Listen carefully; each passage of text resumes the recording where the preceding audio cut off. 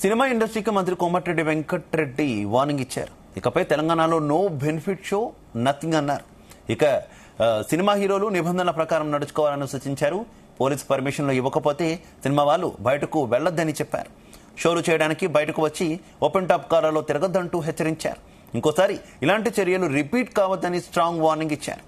Cinema ఇండస్ట్రీని ప్రోత్సహిస్తామని, అందరూ హీరోలు, ప్రొడ్యూసర్లు కోఆపరేట్ చేస్తే చేయాలన్నారు మంత్రి కోమటిరెడ్డి. వాళ్ళ కోరిక మేరకు ఏంటంటే వాళ్ళు డాన్స్ ఎంజాయ్ చేస్తారు, ఇవ్వడం ఇవన్నీ. పుష్ప 2 స్టాప్. పుష్ప 2 మీరు అందరు చూసిందంటే పుష్ప 2 మంచిగా ఉందంటే మీరు చూడండి. నేను కూడా చూసినా. కానీ నేను మనకి తెలుగు సినిమాలు ఎక్సెప్ట్ హిస్టరీ సినిమాలు, దేవుళ్ళ సినిమాలు, రాజుల సినిమాలు, తెలంగాణ సినిమాలు తప్ప తెలుగు సినిమాలు చూడదలుచుకోవాలి. ఎందుకంటే 3.5 గంటలు చాలా పనులు చేసుకుని 10 రోజులు ఉపయోగించేవాడిని.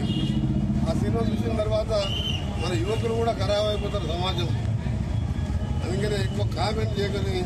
నాకు బాధ ఏంటంటే నాకు తెలియని వారు చనిపోయినా కానీ, తెలియని వారు బాధలున్నా, తెలియని వారు పేదవాడు చదువుకోవాలన్నా, తెలియని వారి ఇంట్లో పెళ్లి ఉన్నా 30 సంవత్సరాలుగా నా సొంతంగా సేవ చేయాలి.